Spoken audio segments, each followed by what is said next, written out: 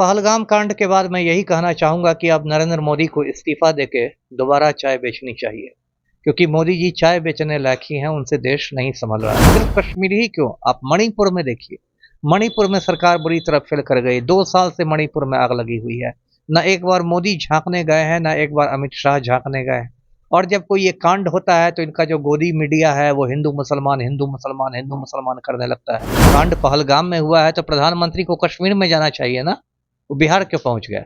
इसका मतलब कि वो कश्मीर की स्थिति का बिहार चुनाव में फ़ायदा उठाना चाहते हैं। कश्मीर में तनाव है, बिहार में चुनाव है। प्रधानमंत्री के बारे में उनके चमचे कहते हैं कि भाई मोदी जी तो 18-18 घंटे रोज़ काम करते हैं, तो किसके लिए काम कर रहे हैं? लगता है 18-18 घंटे डेली बस गौतम अडानी के मुनाफा के लिए काम करते हैं। हिंदुस्तान की जनता जानना चाहती है कि आप कहते हैं कि कश्मीर में हमने इतनी कड़ी सुरक्षा कर दी कि एक परिंदा भी पर नहीं मार सकता है, तो ये 350 किलो आरडीएक्स कहाँ से आ जाता है? दूसरे खलनायक हमारे गृह मंत्री हैं, तड़ीपार गृह मंत्री अमित शाह। वो कोई भी काम होम मिनिस्टर का करते हैं। जब सुनिएगा अमित शाह के बारे में तो उस राज्य में सरकार गिरा रहे हैं, उस राज्य में सरकार बना रहे हैं, वहाँ 50 करोड़ में विधायक खरीद रहे हैं, वहाँ 75 करोड़ में विधायक खरीद रहे हैं। मतलब देश का गृह मंत्री 24 घंटे माफियागिरी करे तो उस देश की आंतरिक सुरक्षा क्या होगी? नमस्कार, मैं इंद्रजीत कुमार यादव। अभी हमारी मौजूदगी पूर्व आईपीएस अमिताभ दास जी के यहाँ है। दोस्तों, मैं आपको बता दूं कि एक तरफ वर्तमान सरकार कह रहे हैं कि हमारे देश विश्व गुरु की ओर बढ़ रही है, दूसरी ओर हमारे देश कश्मीर पहलगाम में आतंकी हमला हो रही है। इन तमाम मुद्दों पर हम चर्चा करने वाले हैं। सर, एक तरफ सत्ता में जो सरकार है, भाजपा की सरकार है, उसका कहना है कि जो देश है वो मजबूत हाथों में है, हमारे देश विश्व गुरु की ओर बढ़ रही है, और एक तरफ हमारे देश में बार बार आतंकवादी हमला हो रहा है। इस पर आपकी क्या राय है? अब राय तो कोई अच्छी नहीं है सरकार के प्रति। देखिए, ये पहलगाम कश्मीर घाटी में है और ट्रेनिंग के दौरान मैंने यहाँ भी ड्यूटी की है। जो अमरनाथ यात्रा होती है पहलगाम से ही शुरू होती है। बहुत खूबसूरत जगह है और वहाँ पर अभी एक बड़ा आतंकी कांड हो गया। 28 बेगुनाह लोगों को मौत के घाट उतार दिया गया और लगभग 20 लोग घायल हुए हैं। और पहलगाम कांड के बाद मैं यही कहना चाहूँगा कि अब नरेंद्र मोदी को इस्तीफ़ा देके दोबारा चाय बेचनी चाहिए, क्योंकि मोदी जी चाय बेचने लायक ही हैं, उनसे देश नहीं सँभल रहा है। ये सिर्फ बड़ी-बड़ी बातें करते हैं। आपको याद होगा दर्शकों को 2016 में नोटबंदी हुई थी, तब मोदी ने कहा था कि नोटबंदी से आतंकवाद की कमर टूट जाएगी। अभी 2025 है, 9 साल में क्या आतंकवाद की कमर टूटी? इसी तरह जब धारा 370 कश्मीर से हटाई गई थी, तभी मोदी जी ने कहा था कि अब हमने नेहरू की गलती को सुधार लिया है, अब तो एकदम कश्मीर में सब कुछ ठीक हो जाएगा। लेकिन क्या हुआ? 2019 में ही देखिए पुलवामा कांड हुआ। पुलवामा में सीआरपीएफ के 40 जवान शहीद हो गए और कहा जाता है कि उसमें 350 किलो आरडीएक्स का इस्तेमाल हुआ, जो आरडीएक्स एक खतरनाक विस्फोटक होता है। अब हिंदुस्तान की जनता जानना चाहती है कि आप कहते हैं कि कश्मीर में हमने इतनी कड़ी सुरक्षा कर दी कि एक परिंदा भी पर नहीं मार सकता है, तो ये 350 किलो आरडीएक्स कहाँ से आ जाता है? इसका मतलब आपका खुफिया तंत्र बिल्कुल फेल है ना? उसके बाद देखिए, जो उस समय कश्मीर के गवर्नर थे सतपाल मलिक, उन्होंने बार बार कहा कि मोदी सरकार उस मामले में कटघरे में है, क्योंकि सीआरपीएफ के जवानों के लिए विमान मांगा जा रहा था, लेकिन गृह मंत्रालय ने विमान नहीं दिया। उनको सड़क मार्ग से जाना पड़ा और सड़क मार्ग में वो शहीद हो गए। जो पुलवामा कांड की जांच रिपोर्ट अब तक सार्वजनिक नहीं की गई है। देशवासियों को अंधेरे में रखा गया है कि किससे चूक हुई, किससे लापरवाही हुई। अब देखिए, पहलगाम में कांड हो गया। पहलगाम कांड में भी वही किस्से दोहराए गए हैं कि वहाँ सुरक्षाकर्मी थे ही नहीं, जबकि अभी गर्मी का मौसम है, वहाँ कश्मीर में हजारों पर्यटक पहुंचे हुए थे। तो किसके भरोसे आपने पर्यटकों को छोड़ दिया था, है ना? और प्रधानमंत्री के बारे में उनके चमचे कहते हैं कि भाई मोदी जी तो 18-18 घंटे रोज काम करते हैं, तो किसके लिए काम कर रहे हैं? लगता है 18-18 घंटे डेली बस गौतम अडानी के मुनाफा के लिए काम करते हैं। आम हिंदुस्तानी के लिए तो कुछ काम हो नहीं रहा है। दूसरे खलनायक हमारे गृह मंत्री हैं, तड़ीपार गृह मंत्री अमित शाह।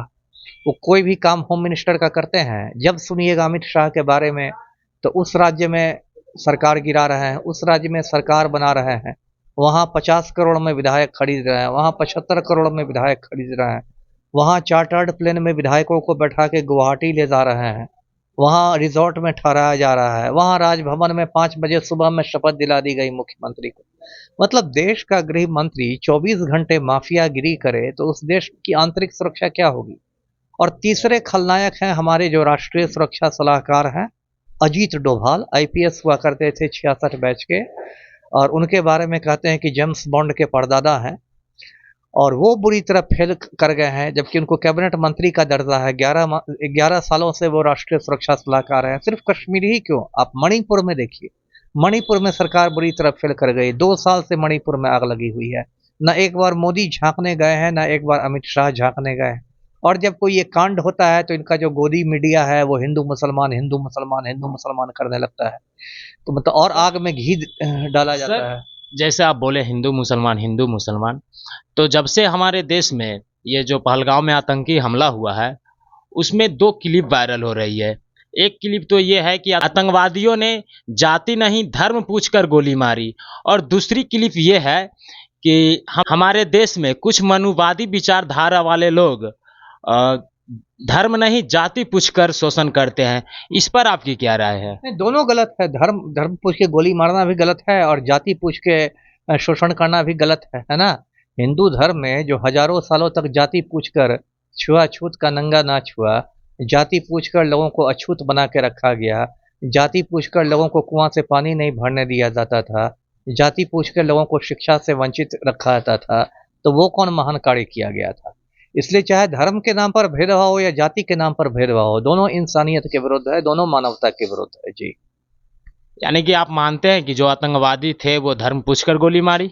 अब मुझे उसका बारे में नहीं मालूम है, क्योंकि उससे मुसलमान भी मारे गए हैं। यदि ऐसा होता तो मुसलमान नहीं मारे जाते।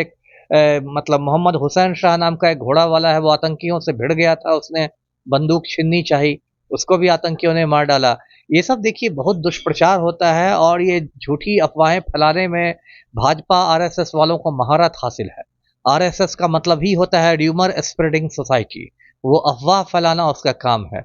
आजकल एक भाजपा का आईटी सेल है, आईटी सेल का काम ही है कि फर्जी वीडियो चलाओ, फर्जी फोटो चलाओ, फर्जी बातें करो, व्हाट्सएप यूनिवर्सिटी पर डालो और पूरी झूठ की खेती करो। तो पूरा जो फांसीवाद होता है उसके 2 ही स्तंभ होते हैं, नफरत और झूठ। तो इसी पर फांसीवाद काम करता है। जी सर, एक वीडियो और वायरल हो रही है जिसमें कहा जाता है 22 तारीख को कश्मीर में आतंकी हमला हुआ और 24 तारीख को बिहार दौरा किए मोदी जी चुनाव सभा के लिए। उसमें हमारे बिहार के माननीय मुख्यमंत्री जी नीतीश कुमार जी हैं और प्रधानमंत्री मोदी जी हैं, दोनों हंस रहे हैं। इसको लेकर आपकी क्या राय है? अब ये दोनों जो मोदी और पलटू राम है, दोनों देखिए शर्म निरपेक्ष नेता है ना। मैं तो धर्म निरपेक्ष हूँ, ये लोग शर्म निरपेक्ष हैं।